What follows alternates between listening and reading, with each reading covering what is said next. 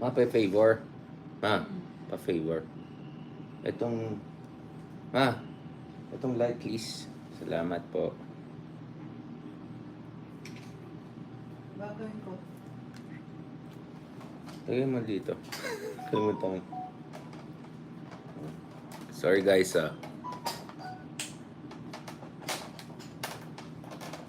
Hindi pala naka-connect.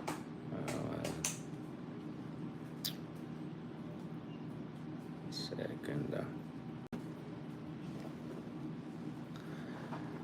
Okay, never mind. Okay, let's get the ball rolling.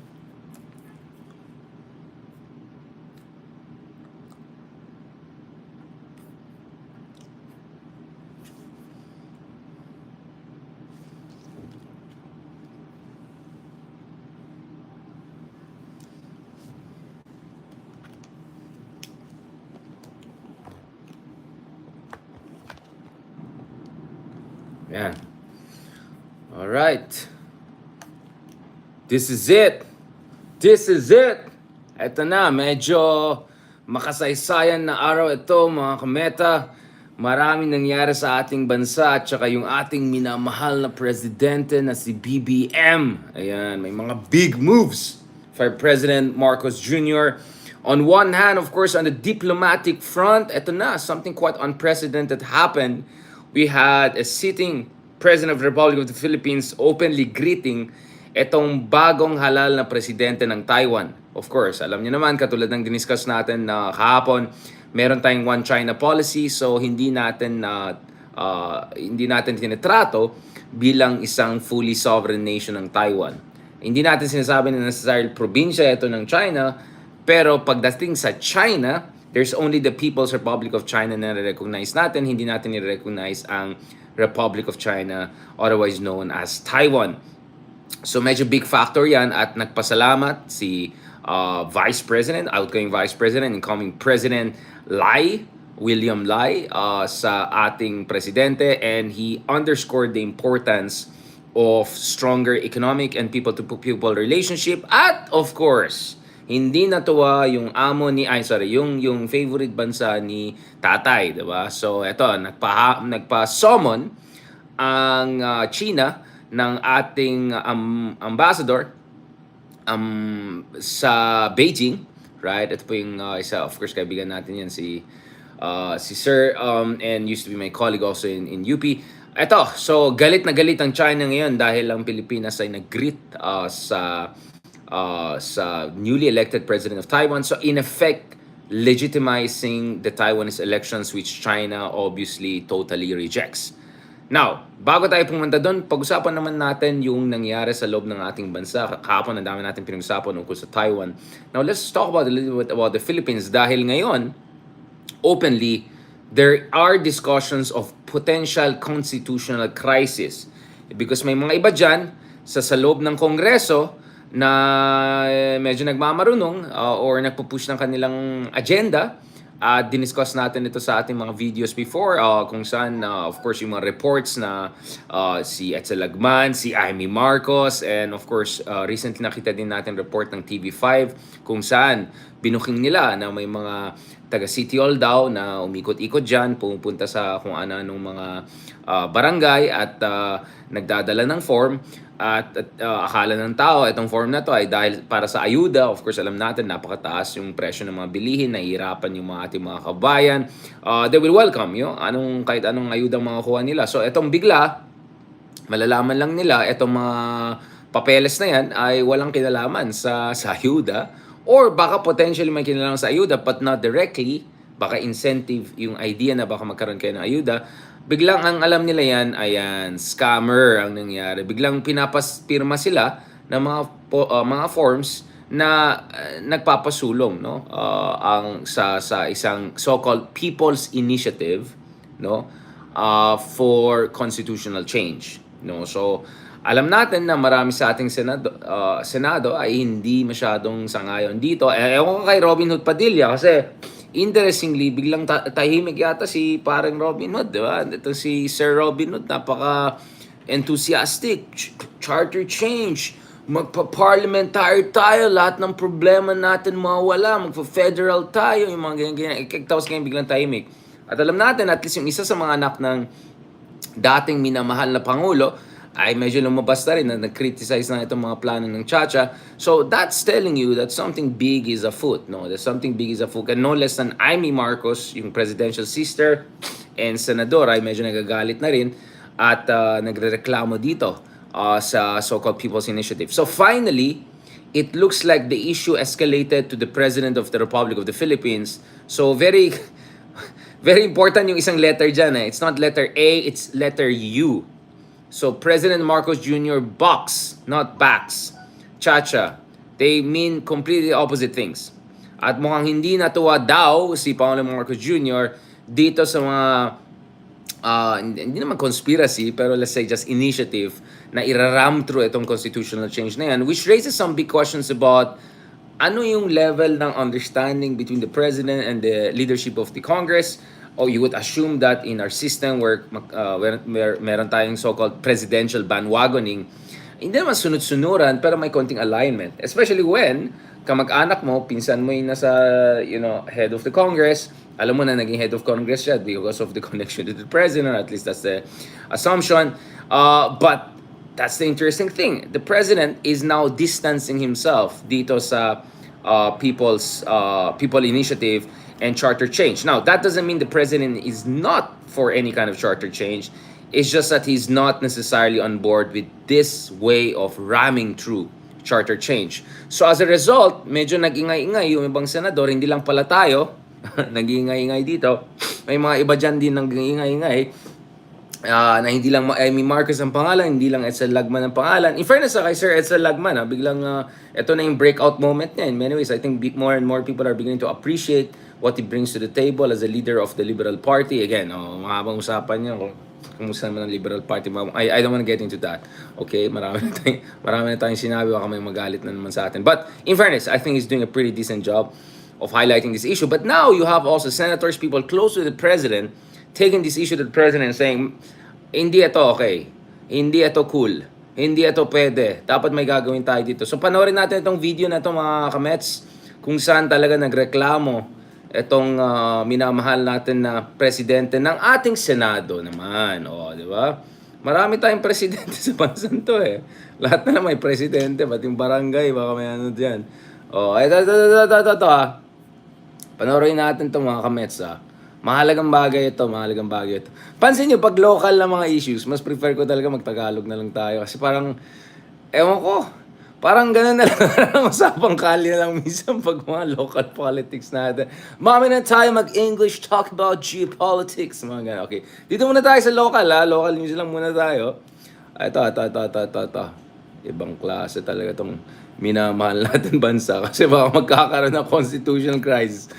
Pag nagbardagulan ng Senado at Kongreso dito sa issue ng charter change, aakyat na yan all the way sa Supreme Court na yan. So, importante yung yung say ng presidente din dito bilang representative ng executive branch of the government. Although, of course, alam na sa Pilipinas, the executive branch ay talagang true king among the three.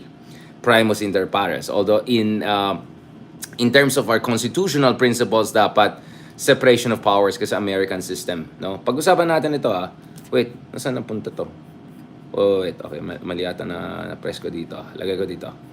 Panoorin natin itong reklamo ng ating minamahal na si Sir Ito. This is to avert a constitutional crisis between the House of Representatives and the Senate. And to make it clear that there are no other planned provisions or amendments on any other thing but purely economic in nature. Tatlo lang yung topic dito and napakasimple, napakalinaw. So ito po ay gagawin natin para sa ganun we preserve the bicameralism of both the House of Representatives and the Senate. Okay. Reserve the bicameralism, ibig sabihin hindi magbabardagulan yung dalawa. So, Senate President Mig Zubiri, nag-file po siya ng resolution, bicameral resolution number 5, quote, proposing amendments to economic provision of the 1987 Constitution in order to avert a constitutional crisis kung saan yung isa na mas maraming laman ay i-ram through nila under a supposed situation. I mean, ganito kasi kung you merge the two, no match ang Senado kasi ilan lang ba sila, 'di ba? Just 2 dozen. Habang hundreds yung kabila.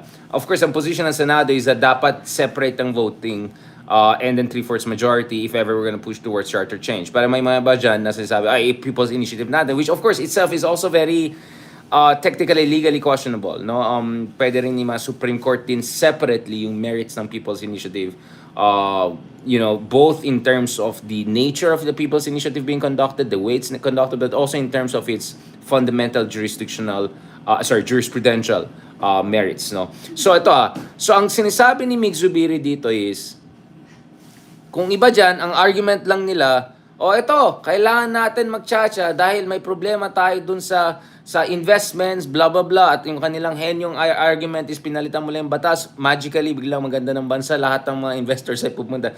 Obviously, itong mga to, yung mga medyo pitsugin na tao, kasi kung nakausap nila, no offense pero kung nakausap mo, yung top industrialists and manufacturing companies, sorry lang, medyo minsan ina-advise lang natin, mga biggest hedge funds dyan, at yung mga biggest conglomerates and companies, ang sasabihin nila sa'yo, isa sa pinakamalaking problema na sila sa Pilipinas, utility costs. Napakamahal ang electricity, napakamahal ang basic infrastructure, water, etc. And regulatory uncertainty. Now, hindi ko alam kung sinong henyo nag-isip na tinanggalan mo lang yung restrictions sa investments, automatically everything will be fine. In fact, I'll tell you this. The reason why I find the Zubiri intervention interesting is because actually, not long ago, ang posisyon ni Zubiri was this. Pag-usapan natin yan before we go to the BBM. Para lang ma-appreciate niyo yung context ng pinag-usapan natin dito. Okay? Ganito. Not long ago, actually, ang position ni Zubiri is, okay naman tayo kasi meron naman tayong mga bagong batas na-file kung saan nag-lift na po tayo ng restrictions in investments in certain sectors na previously ay binawalan sa ilalim na ating saligang batas. So actually, what the previous Senate and Congress did was to pass 3 different legislations to make foreign investment actually easier in the Philippines and open up some of the sectors of the economy in yung so-called public utility sectors among others para mas madali mag-invest yung foreigners. So actually, I'm trying just to find the exact article para mabasa natin. Sorry. Ito. So actually, earlier, ito yung position ni Zubiri. Sabi ni Zubiri, last year, sabi niya, eto naman, may Republic Act number 11659 tayo, which amended Commonwealth Act number 146 or the Public Service Act, PSA. This was signed but is not being fully implemented up to now, ayon kay Zubiri, because why? The implementing rules and regulation have not been released. Hindi pa nilalabas yung implementing rules and regulation ayon nitong batas. Hindi ko po alam bakit. Are they delaying for some underlying reasons? Why don't they let IR go and let it out so that more direct foreign investments can come to the country? Obviously, they're still in quandary about what the implementing rules and regulations are. So in short, mga kameta, just to give you an overview, when you pass new laws, it's one thing to pass a law because it's an expression of certain principle fundamental to your constitution. Pero paano mo siya i-implement na pasok dun sa existing implementing rules mo at pasok dun sa modalities ng bureaucracy mo, kailangan mo ng implementing rules and regulation yan. So, komplikado yan. So, ang argument niya actually last year was, hindi naman kailangan ng bagong charter change or hindi naman kailangan ng charter change dahil actually may mga pinasa na tayo ng mga bagong batas kung saan binababa natin yung restrictions and nililift na natin ang mga restrictions sa foreign direct investments, no? So, actually, we had this, hate night ko yung mga ganyan feelers. Hindi kasi hinahanap ko yung specific laws. Meron tayong vlog about that, pwede ko na lang forward sa inyo. Please check it out on yourself. Marami tayong binag-usapan. I went provision by provision, I went law by law, and the implications. So, in short, hindi kailangan to dahil meron ng mga bagong batas na pinasa ng dating Senado, meaning just in 2021-2022. Ang problema, hindi pa siya na-implement. So, paano natin masabi na kailangan mo ng bago? Parang ganito, meron kang driver, ang problema, sabi ng driver, ay, bakit tong kotse na ito, bigyan mo ako ng bagong kotse para mas mabilis tayo. Tapos binigyan mo ng bagong kotse, hindi pa ginamit yung bagong kotse kasi wala pa siyang lisensya or whatever.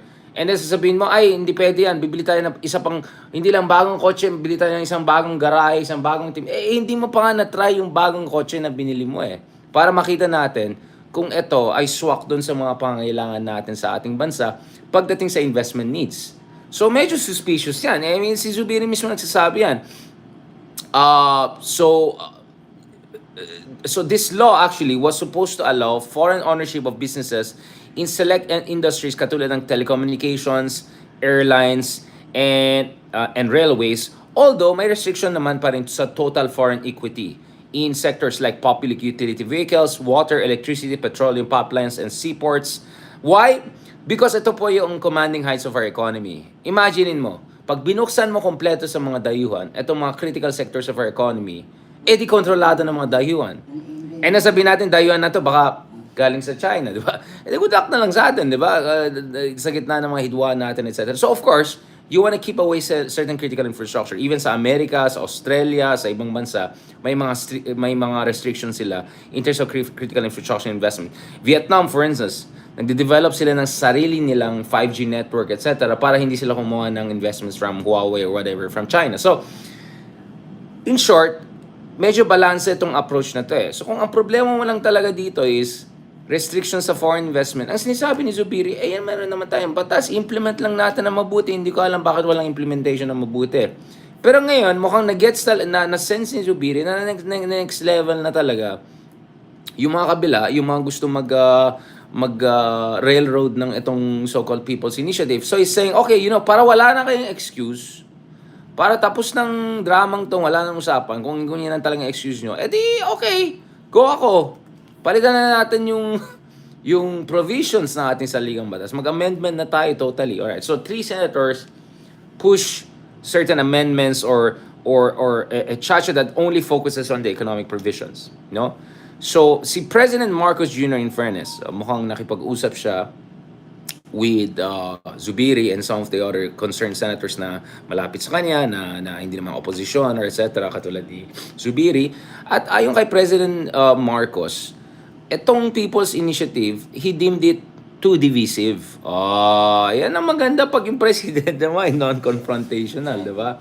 Immediately the moment na na-realize niya maraming ayaw dito at napaka-controversial ito, mukhang gumana yung ingay niya. Sabi niya, it's too divisive and has urged the Senate to take the lead in amending the charter or at least some of its economic provisions.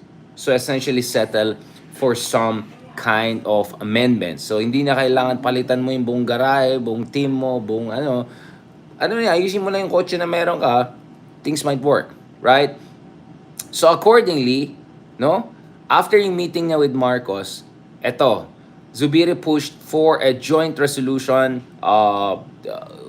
ito yung RBH 6 to amend certain economic provision of the Constitution of the Philippines, So RBH 6 limits any charter change effort to specific provision that will open up public services, the education sector, and advertising industry to foreign ownership. So, actually, hindi ito ganong kalayo doon sa mga batas na pinasan nila noon na wala pa rin IRR. So, sabi na, okay, next level, tanggalin na natin or amend na lang natin yung parte ng Constitution na yan. Alright? So, Zubiri said Senators Loren Legarda and Sonny Angara also supported him on this. Sonny Angara is important because he's generally the finance guy. He has been in charge of the finance-related issues dyan sa Senado. So ayon kay Zubiri, this is to avert a constitutional crisis between the House of Representatives and the Senate, and to make it clear that there are no other planned provisions or amendments on any other thing but purely economic in nature. In short, isi-shut down na nila yung excuse ng kabila to ram anything through that. So this is very, very, very important. Alright? So mukhang nagkaroon ng medyo mainit-init na usapin sa pagitan ng yung mga dalawang lehislatura natin. So the Senate Chief said his colorful and vigorous discussion with Martin Romualdez, the Speaker of the House, became quite heated. So mukhang medyo nagkasagutan. Hindi na siya nagbigay ng details, pero hintayin natin yung mga Marites dyan. Speaking of which, Marites R&R tomorrow. Yung marites natin lalo yan. Baka may mas marites siya sa akin. They met on January 11, so yung isang araw lang. This time with Special Assistant of the President, si Lagdameo, and Senior Deputy Majority Leader, Sandro Marcos. So yung favorite natin, si Alessandro. So I would like to thank the President for his comment that the People's Initiative, PI talaga, no? PI pala, mga People's PI, is too divisive and even mentioned news items from the media networks that he watched the night before. Oh, malay na baka si BBM nanood pa sa atin eh sa mga sa mga gulo natin, sa mga pampapagulo natin dito sa mga natin, TikTok natin. O, malay mo ba? I thank the President for this. I used to be a senator. As a former senator, I'll not allow anyone to undermine or diminish the power of the Senate. Ito daw ang sinabi ng ating minamahal na Presidente. The President told me and the Speaker, this is what Zubir is saying, why doesn't the Senate take the lead in the discussion of the economic provisions and then you approve your version which the House can adopt? So mag-coordinate kayo, yun ang sinasabi ni BBM. So that was the position of the President, so that we will not put any more amendments that we think will make the people angry, so that was quite clear in the meeting. Ayan. So mukhang gumanang medyo ingay natin mga kameta. Yan ang gusto natin sa Presidente natin.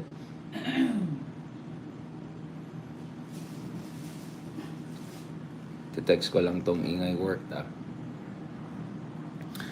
I hope the People's Initiative is moot and academic if it's about economic provisions. Ayan, boom! That's it. So, huwag naman tayo getting ahead of ourselves, pero mukhang na ganyan yung People's Initiative. Now, does that mean the end of the story? Na magpahinga tayo, mag-relax na tayo, everything's done? No. But it looks like yung mga ayaw dito sa PI na ito, may konting victory ngayon. At least may tactical victory ngayon. I won't be surprised this issue of charter change will come back again. There'll be other ways, other tricks, whatever. But at least, for now, salamat dun sa pag-iingay ng mga iba, including yung mga ibang senator natin. Biglang yung president natin ay nag-intervene. So, malaking bagay yan, mga kameta. Malaking bagay yan. So, again, just to give you an idea, no? Zubir hopes to see RBH pass this quarter or before the next congressional recess on March 22. So we're looking at essentially 5 weeks from now.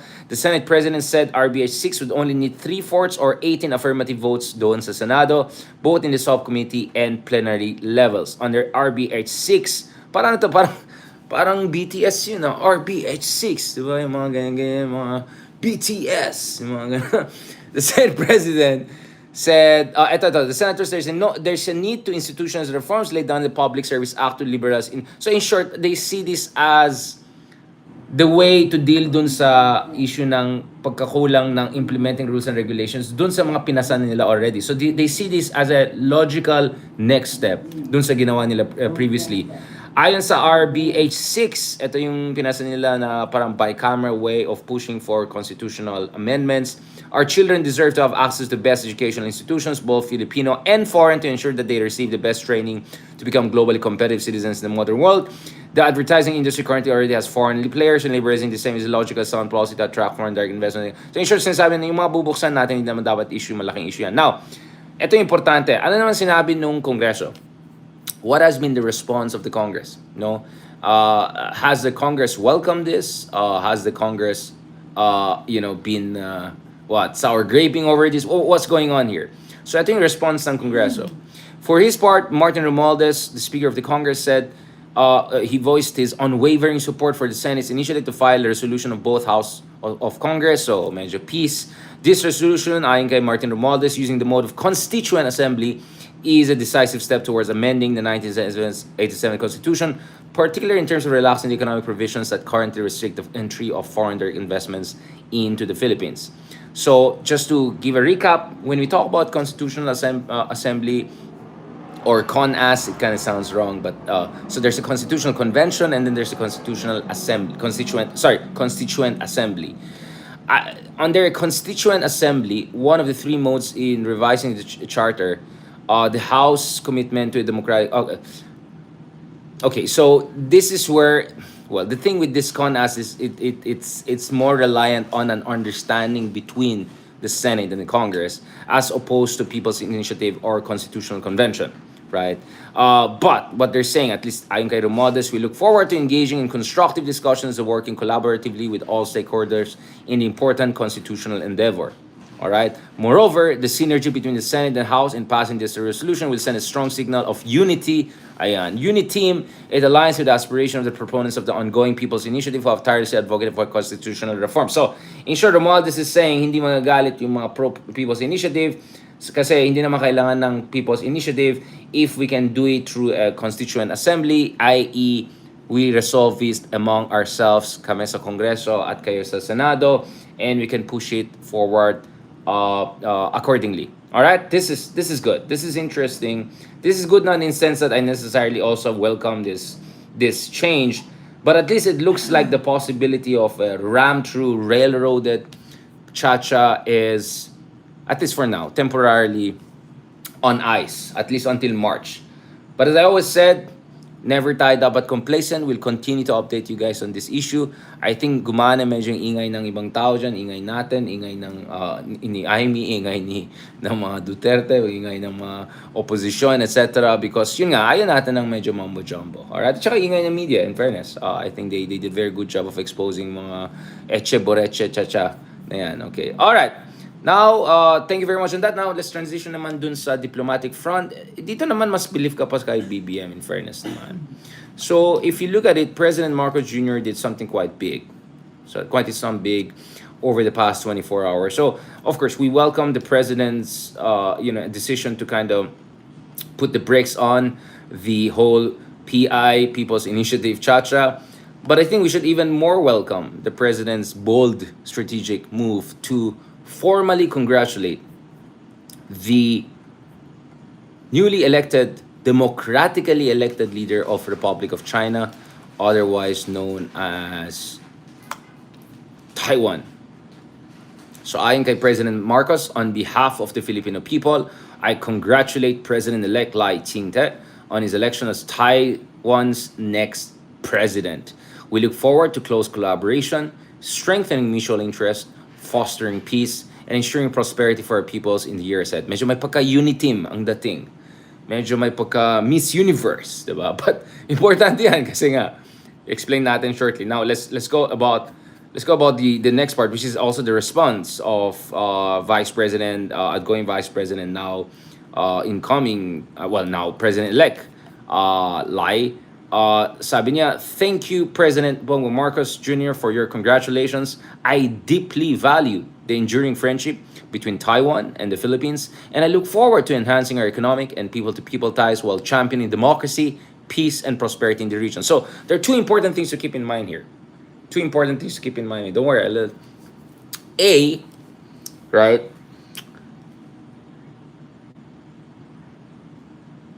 Lai talked about economic and people to people. So he didn't talk about anything geopolitical or sensitive. So that's good. He didn't say something like defense of democracies, like holding back, the forces of tyranny. So in fairness, it was a very measured, calibrated response from the leader of Taiwan. On the second level, he still mentioned that this is about championing democracy and peace and prosperity in the region. The whole rules-based order rhetoric, and the idea that Philippines and Taiwan should be part of a kind of a community of democracies. And some would say kind of a great wall of democracy dito sa Asia. Parang magandang idea na great wall of democracy. Gamitin natin yan. Okay, dun sa mga sinulat natin. The great wall of democracy. From Taiwan, from Japan, to Korea, to Taiwan, to Philippines, to Indonesia, to Australia. Yeah, this will be the great wall of democracy. Gamitin ko yan. Ito-tweet kayo mamaya. Baka nanakawin ng iba dyan. Okay. And then pwede ko i-rotate ng ganyan. And then that goes all the way up, all the way sa, pupunta siyang Indonesia. So it goes like that. Para siyang half circle. Japan, Korea, Taiwan, Philippines, Indonesia, Australia. Or actually, pwede siya bumaba sa Australia, akyat sa Indonesia, and then pupunta sa India. So you'll have something like this. Semi-circle. Parang horseshoe. You'll have a horseshoe or Kautong, parang 9-dash line din yan, diba? Of democracy. So that's quite interesting. That is something quite interesting that we have to keep in mind. Thailand, no comment ako sa Thailand kasi neither democracy talaga nor a real US treaty ally. So let's just skip it. At saka gugulo yung map Ganyan, wag na lang. Oh, hindi democracy ang Vietnam, sorry. Alam ko galit sila sa China, pero hindi sila democracy. Hindi rin ang totoong democracy ang... Well, I mean, pwede ko isama Malaysia dyan, in fairness. Medyo mas democratic sila ngayon. Pero hindi Singapore, hindi, ano, okay. Alright, moving forward. Pahamak tayo dito. Ito. Obviously, at first glance, it's big deal because never nangyari yan na we have a sitting president of the Philippines openly, congratulating, etc. And in a way affirming the legitimacy of the Taiwanese electoral process because the position of China is absolutely clear. Taiwan is a renegade province. Their democratic election is nothing but not even a municipal elections. It has no legitimacy whatsoever. At the end of the day, the sovereignty of the Greater China, including the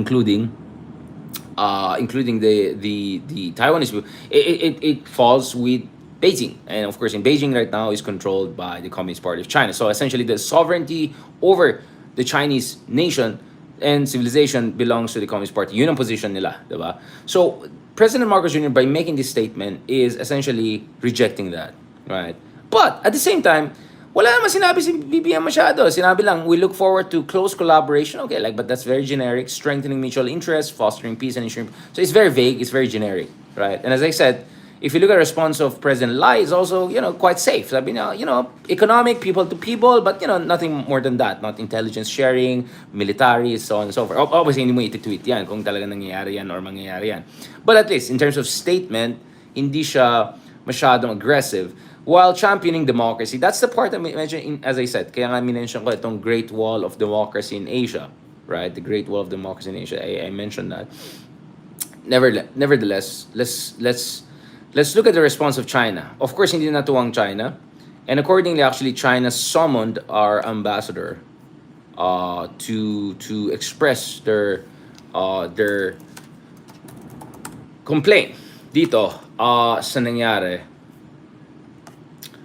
So let's go to anong drama ng China. Drama. Okay. Labas natin dito. Pag-usapan natin. Okay. So, China summoned the ambassador from the Philippines and warned the country not to play with fire. Ayan. Dyan. After President Marcos Jr. congratulated President Lai Ching-te. Grabe naman yung mga memes yan. Sabi niya, SD card president versus grabe. Wag naman kayo ganyan. Wag naman mag-meme kayo. Presidente natin yan. Sabi ng China, President Marcos gravely violated the One China principle. Yan ang sinasabi ko went against political commitments to China and interfered in China's internal affairs. So, again, sabi ko, the One China principle says that ultimate sovereignty from Taiwan to people's, all of that falls with essentially the regime in charge there. So, hindi sila natuwa, and accordingly, they have called upon the Philippine ambassador to complain. So, essentially, kind of papagalitan lang nila yung ganyan. Then, padala mo yun, gaganin lang nila. Well, sa bagay, ginagawa rin natin yan sa ambassador ng China dito. Pag galit tayo sa kanila, may pangbubuli silang ginawa. At kaya nga, medyo tahimik na di ba? Medyo tahimik na yung ambassador ng China dahil pinagalitan din natin na maraming beses at medyo nagkalat-kalat na rin siya throughout the years. Anyway, let me get back to this. So, what are we gonna look forward to here? Alam ko kahapon medyo nagkaroon tayo ng mga problema sa technicalities and all, but let me explain to you what I think should be the way forward. I'm working on a couple of articles and on that. Pwede nyo also check yourself later on. But my thing is, I am for the Philippines to get more out of its relationship with Taiwan because napaka-underdeveloped itong relationship natin. I had a chance to meet both President Ma Ying-jeou in the past when he was the president, and also President Tsai Ing-wen, the outgoing president. And usually, my sense is pagkausap natin yung mga Taiwanese, ang sasabihin nila, napaka-underdeveloped, napaka-lit yung level of communication between Philippines and Taiwan, considering how close the two countries are geographically and also in terms of our democratic system, at least compared to other. I mean, we have more in common with Taiwan than many ASEAN countries in terms of political values, culture, etc. The other thing I have to also mention here is that ito yung sinabi ko kahapon. If you look at Taiwan, this is the center of the universe when it comes to production of the most important technology of our era, which is semiconductors. TSMC is huge, gigantic. It's $1 trillion industry we're talking about as far as the semiconductor industry is concerned. So para sa akin, medyo nasasayangan ako because ang Pilipinas ay pwede pumasok dun sa eksena in a sense that we can be part of the production network of semiconductors. Of course, we cannot do the most high-end ones that they do, but we can be involved in the more mid to high range and also in terms of product design, packaging, things like that, which by the way, Malaysia, Vietnam, and Thailand are competing for. So we should have actually a kind of a advantage over Vietnam, Malaysia, and Thailand if we approach Taiwan correctly and aggressively push for investments. Now, getting investments from Taiwan is not against One China policy. There's nothing in the One China policy that says hindi pwede mag-invest ng Taiwan sa bansa niya. In fact, ang Taiwan ay isa sa mga pinakamalaking investors sa Vietnam. Taiwan ay malaking investors din sa Thailand and increasingly also in Indonesia and Malaysia. So actually, I am 100% for more Taiwanese investments in the Philippines, particular dun sa mga pinaka high level na Taiwanese productions like semiconductors. Of course, realistic din tayo na, we cannot do the best of the best, but if we can be kind of part of the process, then the Philippines will also be more important. In fact, isang dahilan na ang taas ng interest ng mga Western countries na protektahan ng Taiwan is because they cannot lose Taiwan to China. And they cannot lose Taiwan per se because any war in Taiwan means disruption of the global supply chain and trade. Kung maalala niyo yung panahon ng pandemic, maraming mga kotse late dumarating. Yung mga gustong pumili ng kotse or maraming dahil yung mga computer chips and semiconductors nila, may mga bottlenecks dun sa delivery and supply chains. So, konting delay lang dito, biglang 1,000,000 kotse sa Toyota ang hindi pwede i-deliver. So, ganyan ka-importante ang Taiwan. 30% of total chips, more than 90% of all high-end chips in the world, which operate your most advanced drones, military facilities, military equipment, your cars, your high-tech laptops and high-tech cars, so on and so forth. So, I am for more aggressively pushing for semiconductor cooperation with Taiwan, and we should have a leg up compared to, let's say, Vietnam, Thailand, and Malaysia who've been juicing their relationship with Taiwan for far too long. Yun ang problema sa atin eh. Marami tayong mga geopolitical and values, blah blah. Pero sa economic, medyo huling-huli tayo sa laro eh. Sayang.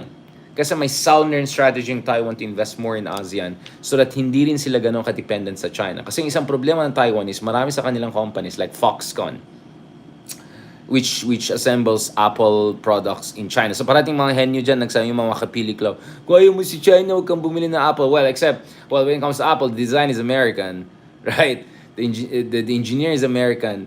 The company that actually oversees its production in China is Taiwanese, right? So, kung ayaw mo rin sa Apple, dapat ayaw mo rin sa Amerika, ayaw mo rin sa Taiwan.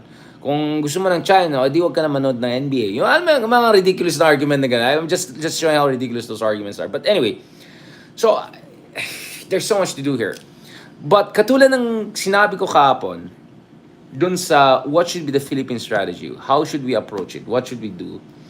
Para sa akin, we have to have communications channels with Taiwan and talk to the Taiwanese and encourage them to find a reasonable relationship with China.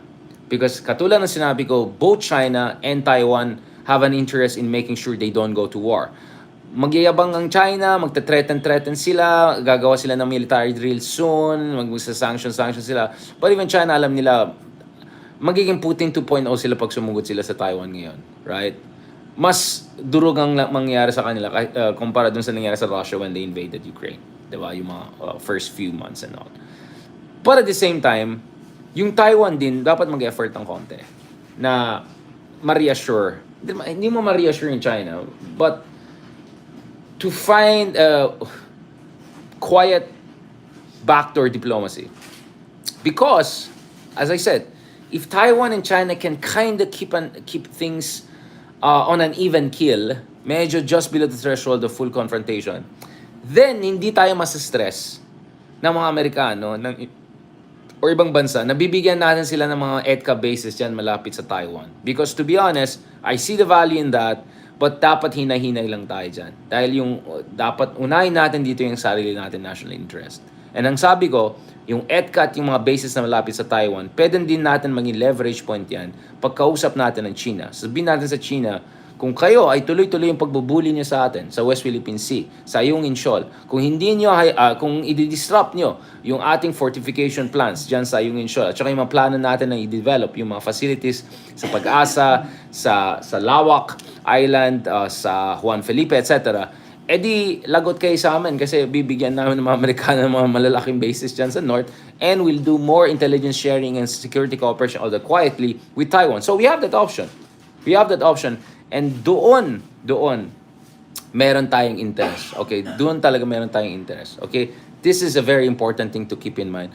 Yung mga, naman yung mga ka-tiktokers. Huwag natin pag-usapan yung mga vlogger, trollers, yung mga ganun. Seryosong bagay yan. If you want to learn something real here from a real expert who actually has real publication, who actually went to, has taught in real university, wag na natin pag-usapan yung mga iba. Ako naman, game naman ako di ba? Dinibatan natin kung sino-sino yung mga vlogger dyan. But for me, that was just, ticking the box and moving forward. Okay? So wag niyo sayangin yung espasyo doon. Napakaganda yung comment section. Pwede kayo magtanong ng mabuti, pwede kayo magbigay ng moral support, pwede kayo magbigay ng constructive criticism. Ayan ang problema kasi sa atin Pag may matinong tao na nag-vlog, matinong sinasabi, may free lecture dyan, ayan, magta-struck na dyan sa comment section. Kaya nga, paano tayo asenso kung ganyan ugali natin? Diba? Mga kameta. Anyway, so yun po yung crux ng concern natin. So let's see how things are gonna move forward. Nevertheless, in fairness sa DFA made it clear, one China policy pa rin tayo. Right? That yung statement by President of the Philippines was, just a general congratulations and all. And it doesn't mean any significant fundamental shift in our foreign policy, right? At essentially lang sinasabi na sa China, huwag kayong magdrama masyado. Minsan, yun din ang sinasabi ko As much as we should not unnecessarily provoke China or any country, at the same time, huwag rin tayo huwag tayo mag-stage mother sa kanila. Huwag tayo baby sa kanila. Alright? Ang laking-laking bansa, parati silang nag-iingay na parang bata. Ito, the Department of Foreign Affairs said the Philippines remains committed to one China policy. And ayon sa kanila, yes, President Marcos congratulated as his way of thanking them for hosting our OFWs. 200,000 Filipinos nandiyan. Ang dami mga Pilipinos dyan. But this doesn't mean na pinapalitan natin yung position natin sa one China policy. Ayon sa Department of Foreign Affairs, the message of the President congratulating the new President was his way of thanking them for hosting our FWs and holding a successful democratic process. Nevertheless, the Philippines reaffirms its one China policy. So yun ang sinasabi ko. Magdrama-drama siya. At saka minsan magdadrama talaga ng China, huwag mo nang pansinin. But nevertheless, that's why mahirap ang diplomacy and strategy. Nevertheless, huwag ka rin sulsol, di ba? Huwag mo na i-trigger din yan. You find the right balance. Alright? That's why it's important we have responsible, good people in the DFA and other departments to do the proper diplomacy. On that note, thank you very much mga kameta. Talk to you soon. God bless. And abangan bukas.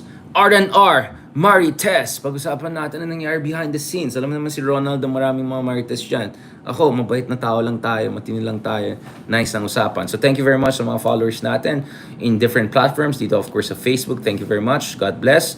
Also dito sa TikTok, ayan. May isa lang naman na pasaway, dalawa lang And also dito sa YouTube. On that note, God bless and talk to you soon. Salamat po. God bless.